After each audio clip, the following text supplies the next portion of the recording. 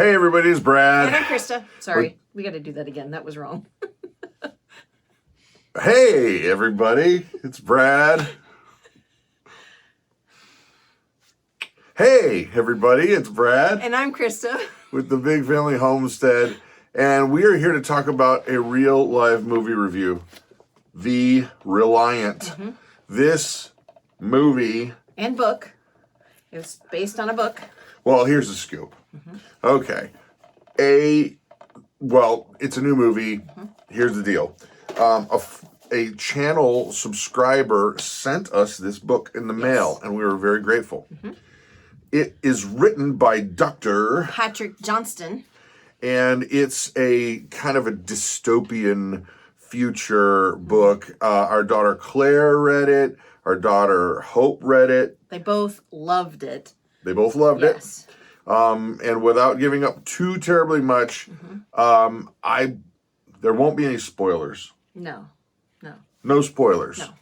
But we're going to try to give you the best idea of what this book and movie is that we can without spoiling anything. Yep. But also being truthful and giving you an honest recommendation as to whether or not we think it would be good for you.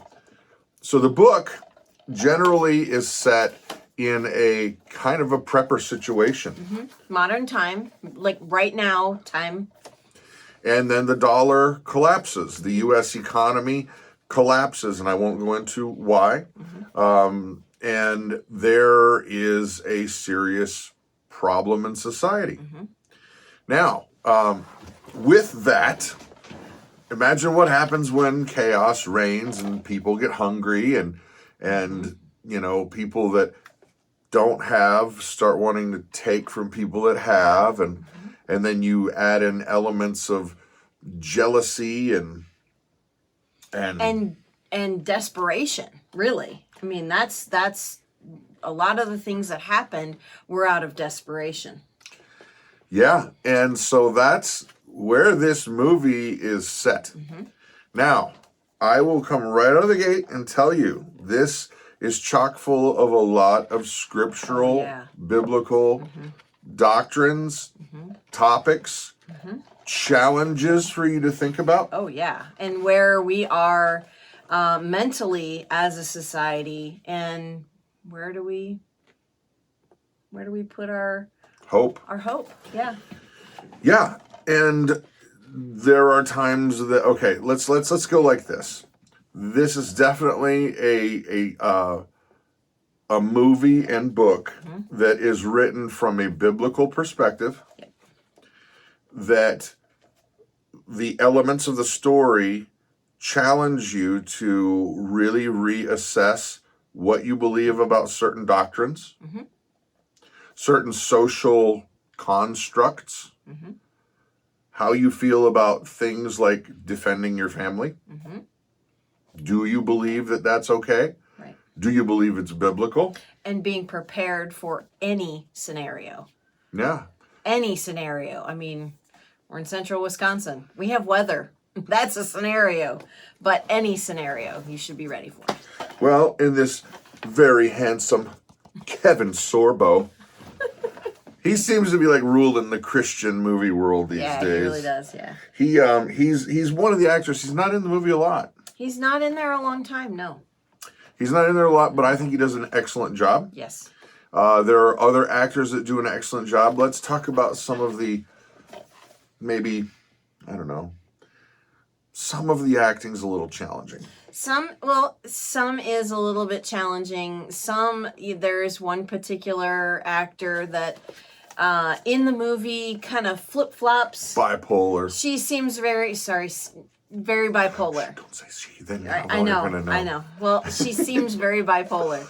The characters, if we're going to talk like, you know, the movie critics, the characters go through several challenges that stretch and pull them. The way I look at here, then let me hold the book. You're futzing with it. I know. Anyway, you gotta show them every once in a while. So it's set basically in Ohio, modern day kind of stuff, right? Yeah. And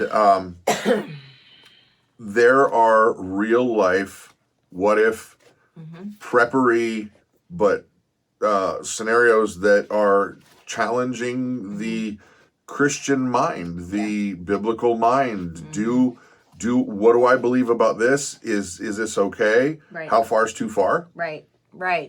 Yeah. There were some. Okay, let's talk about whether or not this is how friendly for the family is it? What would be the age bracket you would say? I would say probably 12 and up, honestly. I'd even go higher than that. You would? I would. I'd say 14. well, okay. Pause. Really, depends honestly, on your kids. It depends on your kids. If your kids have very sensitive, or they're very sensitive to certain topics, then don't show them this. Because it is a very intense and violent movie. And it seems very real because it's meant to feel real. I mean, I'm being a 47-year-old woman who is not weak, in my opinion. It was stressing me out. Right, because the scenarios they're depicting, they're intentionally trying to show you that this is a possibility. Yeah. Oh, and totally. and they spin it in a way where you go, oh my gosh, that could actually happen. Yeah. And that puts into our mind, are we even ready for this? What if? Yeah. And I think those things are good. Mm-hmm. And I do think those kinds of things are things that families should think about. Mm-hmm. However, it depends on your kids. Yes. It depends on Totally whether or depends on your not kids. they're grounded. I mean, like she said, there's violence through the whole movie. Mm-hmm.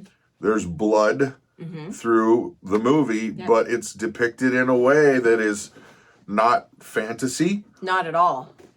It's depicted in a way like that is a wound that came from, we're not allowed to say it on YouTube or else they'll block the video.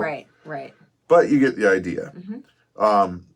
That said, I would say that most 14-year-olds have seen way worse in video games. Oh, yeah.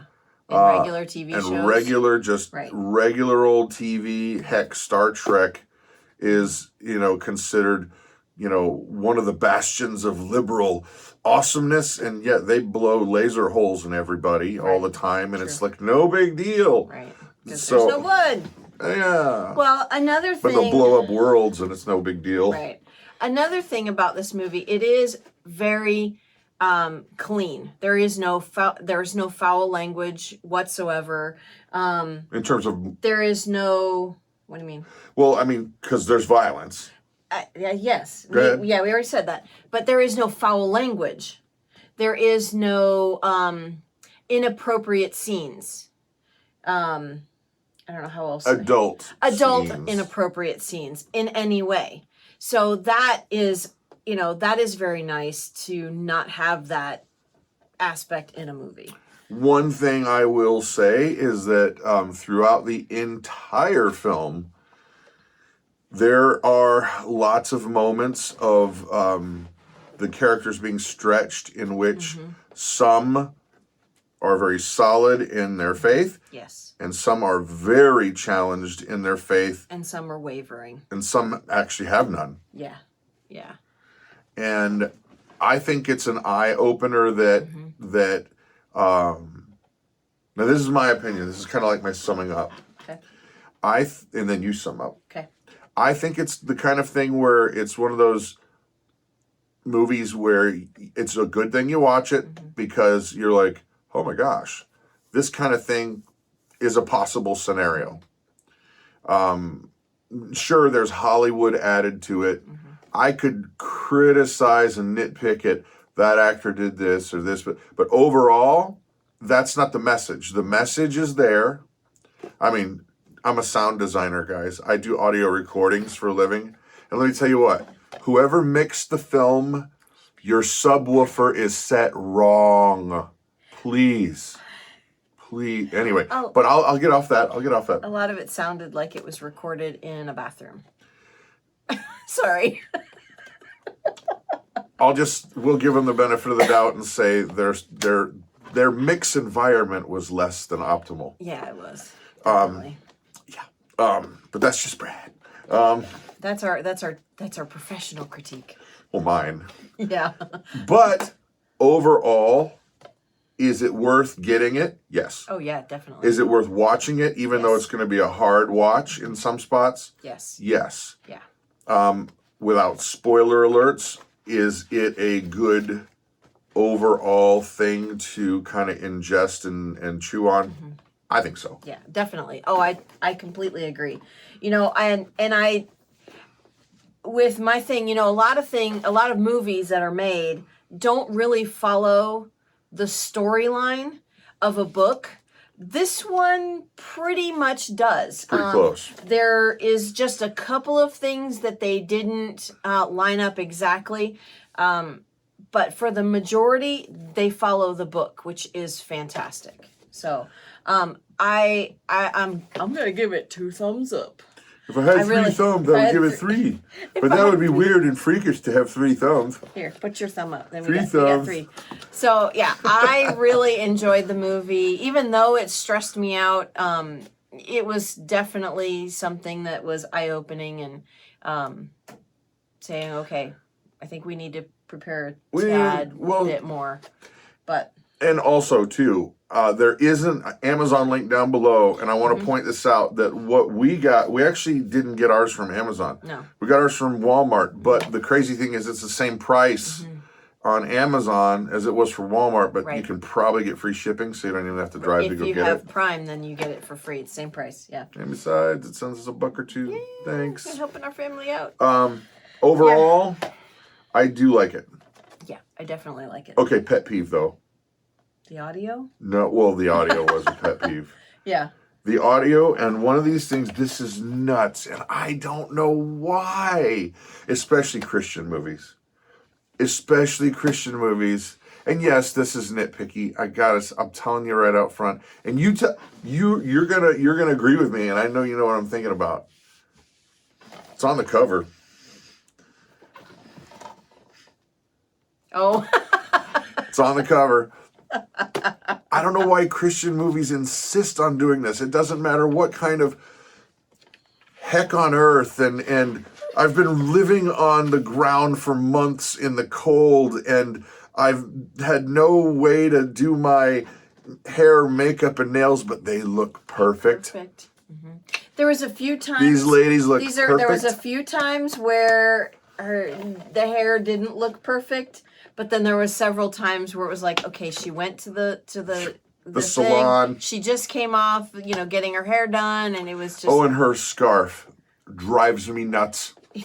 Doesn't. It's always like Franck, and it's. Okay, this is personal pickiness. That's Come all. on, producer. You could have done a better job. Well, What the? How many months are you going to live in the woods and your scarf is perfect? Well, they were only in the month in the. No. They weren't. Yeah. We can't. I know. Sorry. Let's just say that it was more than a day and less than 10 years. Fair? Very fair. Anyway, even with my nitpickiness, I still think it's a good movie. It was still a very good movie. And to your credit, I shut my mouth. he didn't hit pause at all, actually, except for once. It was just once. But it was because I just couldn't take the scarf anymore. Usually we can't get through, a half an hour of Fiddler on the Roof in 2 hours because he's constantly pausing. And Sorry. Here's speaking to the point though. When I hit pause, I looked over at you and you just started laughing. Because she was exactly with me. I was just trying to ignore it. And I just couldn't anymore. I'm like, and then it got worse. It did. Like the perfect hair and the perfect makeup. It was really funny. I'm like, who had time to bring makeup?